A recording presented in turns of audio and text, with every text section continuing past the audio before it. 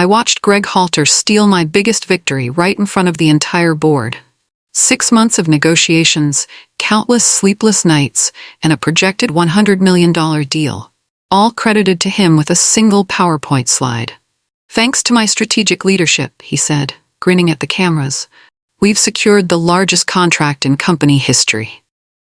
My stomach dropped as applause filled the conference room. I sat in the back corner, invisible as always. My assistant Sarah squeezed my hand under the table. We both knew the truth. Every email, every call, every late-night strategy session had been mine. Greg had spent those 6 months playing golf and taking long lunches while I built this deal from nothing. The CEO shook Greg's hand for the photos. "Outstanding work, Halter. This is exactly the kind of leadership we need." I forced a smile, swallowing the bitter taste of injustice. Greg caught my eye and winked, like we shared some inside joke. But the joke was on me. 20 years I'd been climbing this ladder. 20 years of watching mediocre men take credit for my brilliance. But something felt different this time. Maybe it was the size of the deal, or maybe I was just tired of being stepped on. Either way, I had a feeling this wouldn't end here. The next morning, our CEO announced the reward. "Everyone who contributed to this historic deal will join me on a luxury Mediterranean cruise," he declared during the all-hands meeting. 7 days of first-class treatment aboard the Ocean Pearl. My heart jumped. Finally, some recognition. Then he read the guest list. Greg Halter, Department Head. Marcus Webb, Senior Analyst. Dave Chen, Project Coordinator. Tyler Ross, Compliance Officer. Each name hit like a slap. These were Greg's cronies. Guys who showed up to meetings just to nod and agree. And of course, the CEO continued, Angela Cole, our strategic analyst, and Sarah Mitchell, her assistant. Relief washed over me. At least someone remembered I existed. The room erupted in congratulations. People patted Greg on the back like he'd personally invented oil. Greg stood up, chest puffed with pride. "This team worked incredibly hard under my guidance," he announced. "I'm proud to have led such a dedicated group." My jaw clenched. Led? He couldn't even spell Mediterranean without spell check. But I smiled and nodded like a good little employee. After the meeting, Sarah cornered me in the hallway. "This is insane, Angela. You deserve that recognition, not him." I shrugged, trying to look unbothered. But inside, I was planning something Greg would never see coming. Departure day arrived like Christmas morning. Sarah and I packed our bags with nervous excitement. A Mediterranean cruise felt like a dream after months of corporate hell. We arrived at the Miami port at exactly 2 p.m., the time Greg had specified in his email reminder. But the dock was empty. No cruise ship, no Ocean Pearl, just seagulls and confused tourists. "Are we at the right terminal?" Sarah asked, pulling out her phone. We checked the boarding passes Greg had forwarded. Terminal 5, Gate C, 2 p.m. departure. A dock worker overheard us. "Ocean Pearl? That ship left this morning around 8 a.m. Beautiful vessel." My blood turned to ice. 8 in the morning? Greg's email clearly said 2 p.m. Sarah showed him the message on her phone. He shrugged. "Sorry, ladies. Next sailing's not for 2 weeks." I stared at my phone, reading Greg's email over and over. The timestamp showed it was sent yesterday at 5 p.m., but something felt wrong. The casual tone, the lack of details. This wasn't like the usual corporate communications. That's when it hit me. Greg had done this on purpose. He'd given us the wrong time, so we'd missed the cruise. While we stood on an empty dock, he was probably sipping champagne and laughing about the unpunctual Angela who couldn't even show up on time. Sarah was near tears, but I felt something else entirely. Pure, cold rage. Instead of screaming or crying, I did something Greg would never expect. I called the CEO directly. My hands shook as I dialed his personal number, a privilege few employees had. He answered on the second ring. "Mr. Davidson, this is Angela Cole. I wanted to thank you personally for including me on the cruise." I kept my voice steady and professional. "Unfortunately, there seems to have been some confusion with the departure time."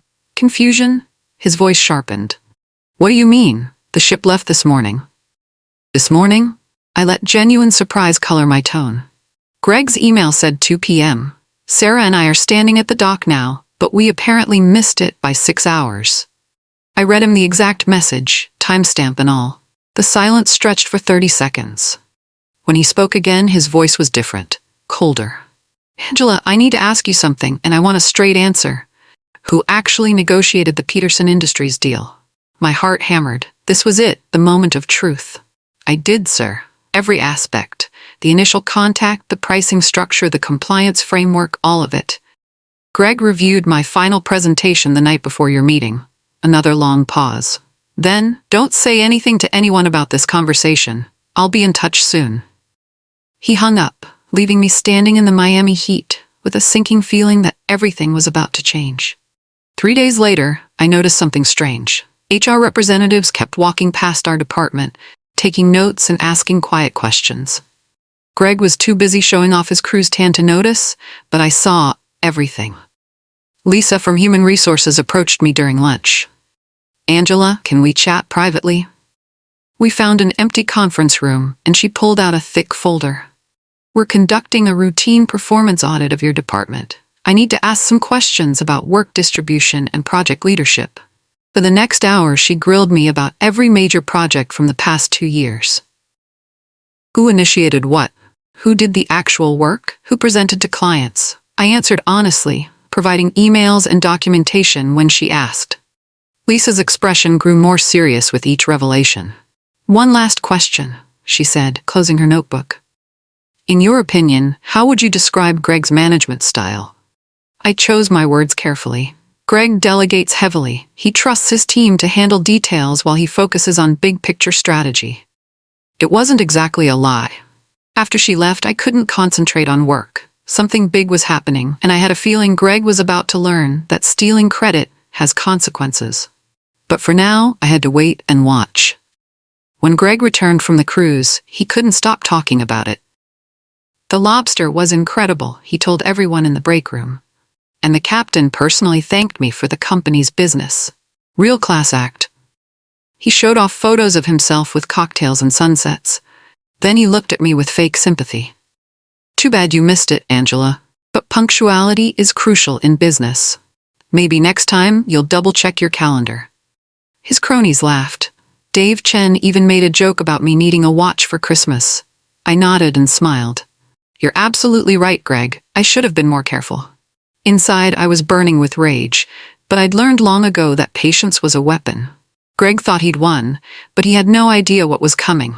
The CEO had been unusually quiet since my phone call. No follow-up emails, no casual check-ins. But I caught him watching our department during his morning walks. His expression was unreadable, but there was something calculating in his eyes. Sarah pulled me aside after lunch. "Something's happening, isn't it?" she whispered. "HR asked me weird questions about project timelines yesterday."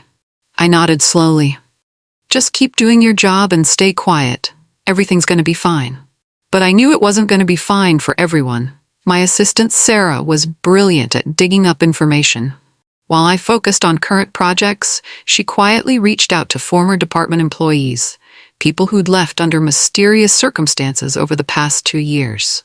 "I found 3 people willing to talk," she whispered during our coffee break. Jenny from accounting said Greg forced her to quit after she questioned his expense reports. Mike from logistics claims Greg stole his automation proposal and presented it as his own idea.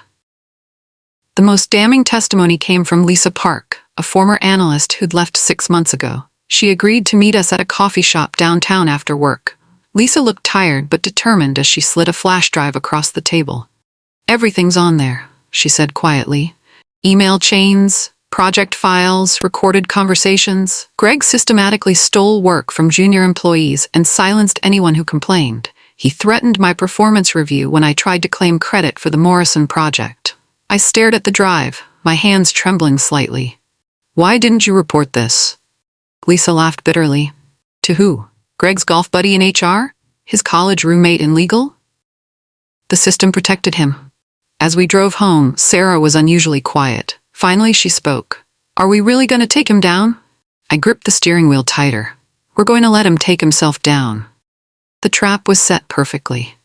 CEO Davidson called Greg into his office the following Monday morning. I happened to be walking by when Greg emerged, practically glowing with pride. "Big project," he announced to anyone listening. "Davidson wants me to personally handle securing a new drilling partner for our biggest client." Within an hour, Greg had dumped the entire assignment on my desk. Angela, I need you to research drilling companies and prepare a comprehensive analysis. This is high priority, directly from the CEO. He didn't even sit down, just dropped a thin folder and headed for the door. When do you need this completed? I asked, already knowing the answer. 6 weeks max. Davidson's breathing down my neck on this one. Then he paused, turning back with a smirk. Oh, and Angela, this project is confidential. Don't discuss it with anyone outside our team. I nodded obediently. Of course, Greg. I'll handle everything discreetly. He left feeling satisfied, probably already planning his next golf trip. If only he knew that discreetly meant something very different to me than it did to him. Sarah raised her eyebrows as Greg disappeared down the hallway. Same song, different verse? I opened my laptop and cracked my knuckles. Let's give them a performance they'll never forget. Over the next 6 weeks, I documented everything. While I researched drilling companies, analyzed contracts, and built comprehensive reports, Greg and his cronies treated the office like a country club. Marcus Webb spent entire afternoons playing online poker in the break room. Dave Chen took 3-hour lunches that turned into shopping trips. Tyler Ross conducted personal phone calls so loudly that nearby departments complained. And Greg? He showed up around 10 a.m., left by 3 p.m., and spent most of the day planning weekend trips. I kept detailed logs of their activities. Marcus playing cards during the Morrison Industries conference call. Dave drunk, texting his ex-girlfriend while we were supposed to be reviewing safety protocols. Tyler trying to recruit coworkers for his wife's multi-level marketing scheme. The beauty was that Greg assumed no one was watching. He'd learned to game the system so well that he thought he was invisible. But the surveillance cameras in the break room caught everything. The computer logs tracked every website visit. Even the phone system recorded call durations and numbers. Sarah started calling it The Greg Show, a daily comedy of incompetence and arrogance. Today's episode, she'd whisper, Greg spends 2 hours shopping for boat accessories while you negotiate million-dollar contracts. I just smiled and kept working. Every day they dug themselves deeper, and every day I built our case stronger. By week 4, I'd found the perfect drilling partner, Titan Industries. Their safety record was flawless, their efficiency ratings were through the roof, and their pricing beat our current contractor by 12%. I spent countless hours reviewing their compliance documentation, verifying their insurance, and building a bulletproof business case. The legal department helped me structure the partnership framework. Finance approved the budget allocations. Environmental compliance signed off on their sustainability protocols. By week 6, I had a complete package ready for presentation, 140 pages of research, analysis, and recommendations. Greg strolled into my office on Friday afternoon, looking tanned and relaxed. How's that drilling project coming along? He asked casually, like he was asking about the weather. I handed him a perfectly bound presentation folder. Everything's ready for your review. He flipped through exactly 3 pages before closing the folder. Looks good. I'll present this to Davidson on Monday. No questions about methodology, no interest in the details, no acknowledgement of the work involved, just pure, entitled confidence. Should I prepare backup slides in case he has questions? I asked innocently. Greg waved dismissively. Won't be necessary. I've got this handled. He tucked the folder under his arm and headed for the door. Great work, Angela. This is exactly why I delegate important projects to you. I watched him leave, knowing it would be the last time he ever spoke to me like that. Monday morning arrived like Judgment Day. Greg strode into the CEO's office carrying my presentation folder, his chest puffed with artificial confidence. Through the glass walls, I watched him gesture dramatically as he pitched his solution to the drilling partner problem. CEO Davidson nodded politely, flipping through the slides with apparent interest. Greg pointed to charts and graphs he'd never seen before, explaining concepts he didn't understand with the smooth confidence of a seasoned con artist. For 30 minutes, he performed his greatest theft yet. When the meeting ended, Greg emerged with a triumphant grin. Davidson loved the proposal, he announced to the department. Titan Industries is exactly what we needed. Sometimes, you just have to think outside the box. His cronies gathered around, offering congratulations and asking for details. I I sat at my desk pretending to work while I listened to Greg describe his research methodology and his negotiation strategy. Every word was a lie, but he told it with such conviction that even I almost believed him. Sarah leaned over, whispering, "How can you just sit there?" I smiled calmly, typing an email to no one in particular. "Because," I whispered back, "the best part is coming next." At 2 p.m., my phone buzzed with a calendar invitation. Emergency board meeting, 4 p.m., conference room A, mandatory attendance, G. Halter, A. Cole. The whispers started immediately. An emergency board meeting on a Monday afternoon meant something serious was happening. Greg assumed it was a celebration, probably a bonus announcement or promotion ceremony. He spent the afternoon polishing his shoes and practicing his humble acceptance speech. But I noticed other things. The way CEO Davidson avoided eye contact during his afternoon rounds, the presence of the company's head attorney in the building. The fact that HR Director Linda Morrison was carrying a thick file marked confidential personnel matter. My team was nervous. Sarah kept glancing at the clock, while other department members huddled in small groups speculating about the meeting's purpose. "Maybe they're announcing Greg's promotion," suggested one junior analyst. "He's been here forever." I remained calm, reviewing emails and finishing routine tasks. Inside, my heart was racing, but I'd learned to hide my emotions behind a mask of professional composure. 20 years of practice had made me an expert at concealing my thoughts. At 3:45 p.m., Greg appeared at my desk, straightening his tie. "Ready for our big moment, Angela?" he asked with a confident smile. "I have a feeling this meeting is going to change everything." I stood up, smoothing my skirt. "You're absolutely right, Greg. I think everything's about to change." We walked toward conference room A together, but we weren't walking toward the same future. Conference room A felt like a courtroom. The entire board of directors sat along one side of the massive mahogany table, their expressions serious and unreadable. CEO Davidson occupied the head chair, flanked by the company attorney and HR director. Greg and I took seats across from them, but the atmosphere felt anything but celebratory. "Thank you both for coming," Davidson began, his voice formal and measured. "We're here to discuss the recent drilling partner project and some concerns that have been raised about departmental operations." Greg straightened in his chair, probably expecting praise. "I'm glad we could secure such an excellent partnership," he began. Titan Industries was the obvious choice once I analyzed their capabilities and... "Greg," Davidson interrupted, "I'd like you to walk the board through your specific methodology. How did you identify Titan Industries as the optimal partner?" The question seemed simple enough, but I noticed Greg's slight hesitation. "Well, I conducted comprehensive market reach, analyzing multiple vendors across key performance metrics." It was a perfectly reasonable answer, but completely generic.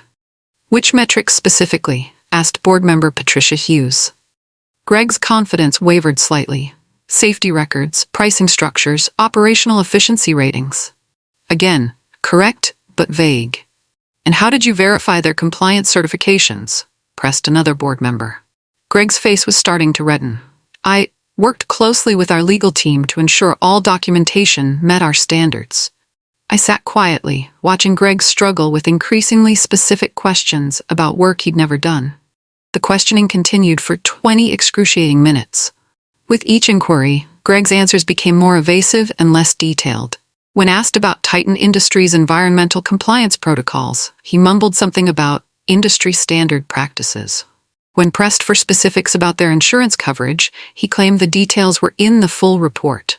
Board member James Crawford leaned forward. "Greg, you mentioned working closely with our legal team. Can you tell us which specific attorneys you consulted?"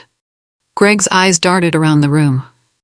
"I coordinated through proper channels to ensure all requirements were met." It was painful to watch. A man who'd spent 6 weeks telling everyone about his brilliant solution couldn't answer basic questions about the work.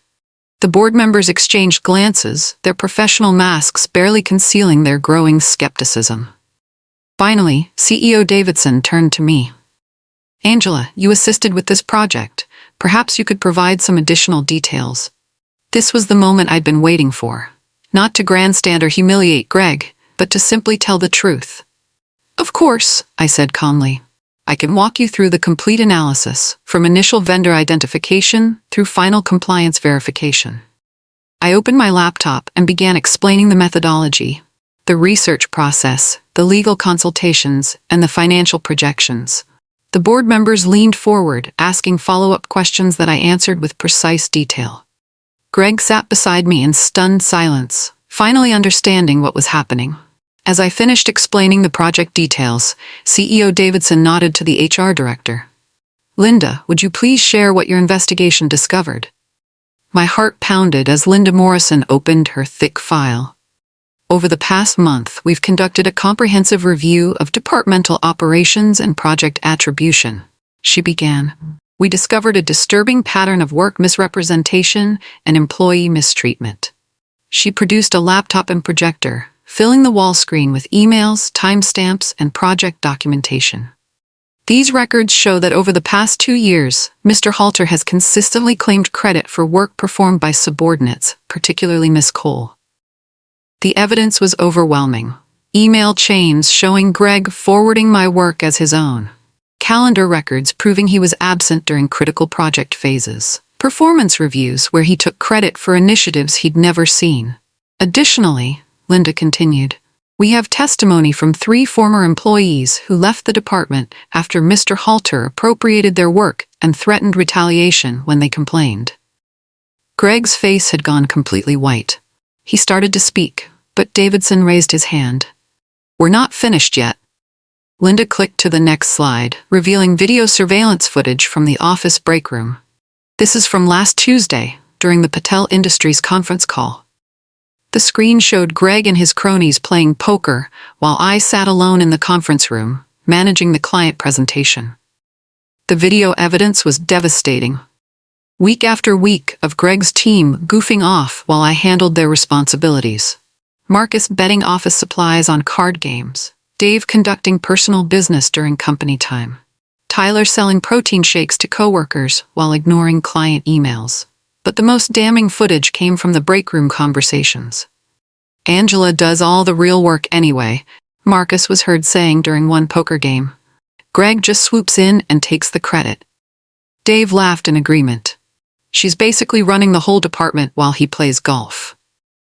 Even Greg's own cronies were discussing his incompetence and my capabilities. The surveillance microphones had captured everything, their jokes about Greg's laziness, their acknowledgement of my skills, their casual acceptance of the credit theft they helped enable. Greg finally found his voice. "This is taken out of context," he protested weakly. "Team building activities and informal discussions don't reflect our actual work distribution." But his words sounded hollow even to himself. Board member Patricia Hughes was furious. "Mr. Halter, are you seriously trying to justify playing cards during client-client meetings?" Greg opened his mouth, then closed it again, apparently realizing that any response would only make things worse.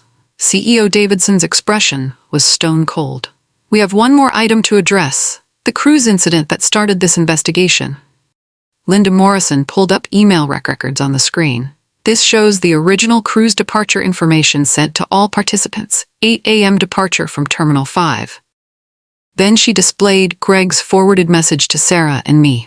This shows Mr. Halter's email to Miss Cole and Miss Mitchell, claiming a 2 p.m. departure time. The timestamp differences were clear. Greg had deliberately changed the departure time, ensuring we'd miss the cruise while he enjoyed the rewards of my work. The board members stared at the evidence in shocked silence. "Furthermore," Linda continued, "cell phone records show Mr. Halter making jokes about the late arrivals while aboard the cruise ship, indicating this was intentional sabotage rather than an innocent mistake." Greg was sweating now, his confident facade completely shattered. There must have been some communication error. I would never intentionally." "Stop," Davidson commanded. "We have recorded conversations from the ship where you explicitly discussed leaving Angela behind because she didn't deserve to be there." The room fell silent, except for the hum of the air conditioning. 20 years of stolen credit, manipulated employees, and corporate theft laid bare in spreadsheets and surveillance footage. Greg slumped in his chair, finally understanding that his house of cards had completely collapsed. I sat quietly, feeling a mixture of vindication and sadness. This wasn't really about revenge, it was about justice finally being served. CEO Davidson stood up, his voice carrying the weight of executive authority. Based on this investigation, we're implementing immediate disciplinary action. Greg's hands were shaking as he gripped the armrests of his chair. Greg Halter, you are hereby suspended from your position for 6 months without pay, effective immediately. During this suspension, you will forfeit all bonuses and commissions related to projects you falsely claimed credit for, including the Peterson Industries deal. The financial implications hit Greg like a physical blow. 6 months without his substantial salary, plus the loss of commission bonuses that probably totaled more than most people made in a year. Marcus Webb, Dave Chen, and Tyler Ross will serve 3-month suspensions without pay for their complicity in the scheme and their documented neglect of duties. Davidson's voice remained steady and professional, but his anger was obvious. Furthermore, all 4 employees will undergo mandatory ethics training and performance improvement programs before being eligible for reinstatement. He paused, letting the severity sink in. Any future violations will result in immediate termination. Greg finally spoke, his voice barely above a whisper. This is my career. My family depends on this job. Davidson's expression didn't soften. You should have considered those consequences before stealing credit from your colleagues. The meeting ended with security escorting Greg from the building, his personal items packed in a cardboard box. The silence after Greg's departure was deafening. I sat in the empty conference room, processing everything that had just happened. 20 years of injustice had been resolved in a single afternoon, but I felt strangely hollow rather than triumphant. CEO Davidson approached me as the board members filed out. Angela, I owe you a personal apology. This situation should never have been allowed to continue for so long. His voice carried genuine regret. Your contributions to this company have been consistently undervalued and misrepresented. Thank you, sir, I replied quietly. I just want to keep doing good work. He nodded approvingly. Which brings me to my next point. We need a new department head, and frankly, you're the obvious choice. The offer hit me like a lightning bolt. Department head? After all these years of being overlooked, dismissed, and stolen from, they were offering me Greg's position? I need some time to think about it, I stammered. Davidson smiled for the first time all day. Take all the time you need. But Angela, you've earned this opportunity through merit, hard work, and integrity. Don't let anyone ever make you question your worth again. As I walked back to my desk, the entire department stared at me with mixtures of respect, curiosity, and fear. Everything had changed in a single afternoon, and everyone knew it. Word of Greg's suspension spread through the company like wildfire. By the next morning, everyone knew about the investigation, the evidence, and the dramatic meeting that ended his career. Some people seemed shocked, but many nodded knowingly. Apparently, Greg's reputation was worse than I'd realized. Sarah was practically bouncing with excitement. I can't believe it actually happened, she whispered as we organized Greg's abandoned projects. After all these years of watching him steal your work, justice finally got served. The department felt different without Greg's presence. People spoke more freely, collaborated more openly, and actually focused on work instead of avoiding their incompetent boss. Even Marcus, Dave, and Tyler's remaining teammates seemed relieved to operate without the toxic culture Greg had created. But the biggest change was how people treated me. Colleagues who'd barely acknowledged my existence for years were suddenly asking for my opinions and seeking my guidance. Junior employees approached me with questions they'd never dared ask Greg. It's like the whole company is seeing you for the first time, Sarah observed during lunch. She was right. For 20 years, I'd been invisible, hidden behind Greg's loud personality and stolen accomplishments. Now, without his shadow, my own light was finally visible. I spent the afternoon reviewing the department's current projects, realizing how much work had been neglected or mismanaged under Greg's leadership. A week later, I made my decision. I walked into CEO Davidson's office and accepted the position of department head. I want to rebuild this department based on transparency, accountability, and genuine collaboration, I told him. No more credit theft, no more favoritism, just honest work and fair recognition. Davidson seemed pleased. That's exactly what we need. You have full authority to restructure operations however you see fit." He paused, then added, "And Angela? Your first priority should be rebuilding trust. Greg's behavior damaged more than just your career. It hurt the entire team's morale."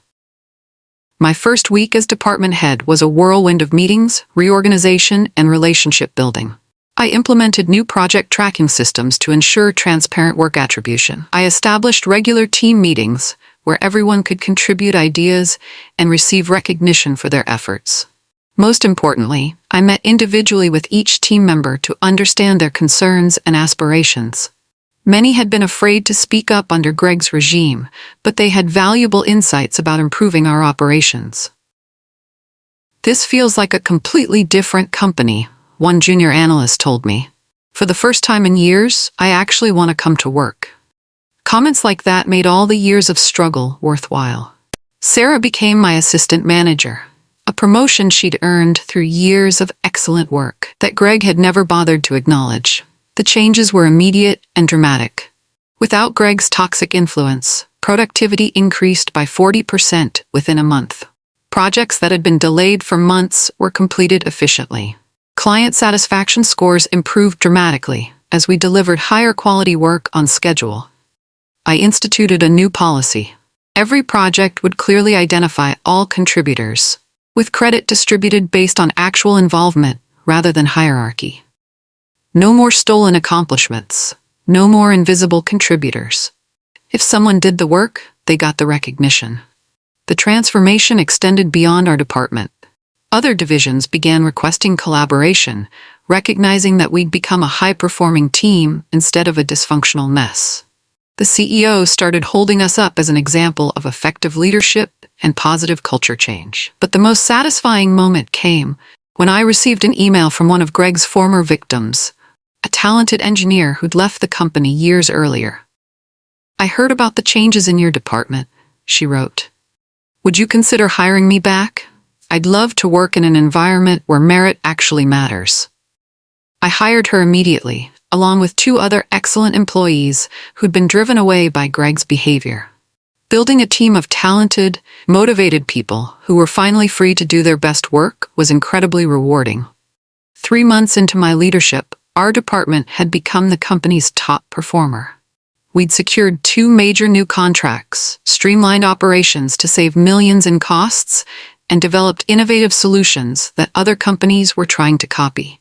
The board presented me with an award for exceptional leadership and operational excellence. Standing at the podium, accepting recognition for my actual work, felt surreal after decades of watching others take credit for my accomplishments. "This award belongs to our entire team," I said during my acceptance speech. "Great results come from supporting talented people and giving them opportunities to shine." The applause was genuine and enthusiastic, completely different from the polite clapping that had greeted Greg's stolen victories. During the reception, several board members approached me privately. "We should have recognized your potential years ago," Patricia Hughes admitted. "Greg's behavior prevented us from seeing what was right in front of us." I accepted their apologies graciously, but privately I knew this was a lesson for the entire organization. Talent comes in many forms, and the loudest voice in the room isn't always the most valuable contributor. The evening ended with Sarah and I celebrating at a quiet restaurant, toasting not just my success, but the transformation of our entire workplace culture. 6 months later, Greg returned from his suspension. I watched from my office window as he approached the building, walking slowly like a man heading to his own execution. His confident swagger had been replaced by nervous uncertainty. He stopped at the security desk, probably expecting his old access card to work. The guard handed him a visitor's badge and pointed toward my office. My office, the one that used to be his, with my nameplate where his used to hang. When Greg appeared in my doorway, he looked smaller somehow. The suspension had aged him, and his expensive suit couldn't hide the defeat in his eyes. "Hello, Angela," he said quietly. I came to see about my reassignment." HR had placed him in a junior analyst position in a different department, a significant demotion with reduced salary and no management responsibilities. His days of stealing credit and manipulating employees "We're over, Greg," I replied professionally. "I hope you learned something during your time away." He nodded, unable to meet my eyes. "I did. I'm sorry for how I treated you and the team. You deserved better." It was probably the first genuine thing he'd said to me in 20 years. I accepted his apology with grace, knowing that his consequences were punishment enough. As he walked away to his new, humble position, I felt a sense of closure. Justice had been served, not through revenge, but through accountability. Looking back on everything that happened, I realized this story isn't really about revenge. It's about the power of patience, documentation, and believing in your own worth, even when others don't recognize it. My department has become a model for the entire company. We've won industry awards, attracted top talent, and consistently delivered exceptional results. More importantly, we've created a culture where everyone's contributions are valued and recognized. Sarah was promoted to senior manager and is thriving in her new role. The team members who suffered under Greg's leadership have flourished with proper support and recognition. Several have been promoted to leadership positions in other departments, carrying our collaborative culture throughout the organization. As for Greg, he's slowly rebuilding his career in his new role.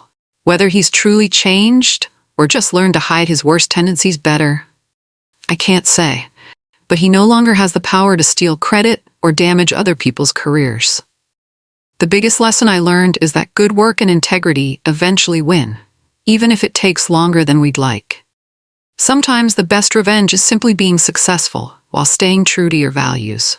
I still work long hours and solve complex problems, but now I do it as a recognized leader rather than an invisible contributor. And every time someone tries to take credit for my team's work, I remember that documentation and truth are powerful weapons against injustice. The luxury cruise I missed turned out to be the beginning of the best chapter of my career.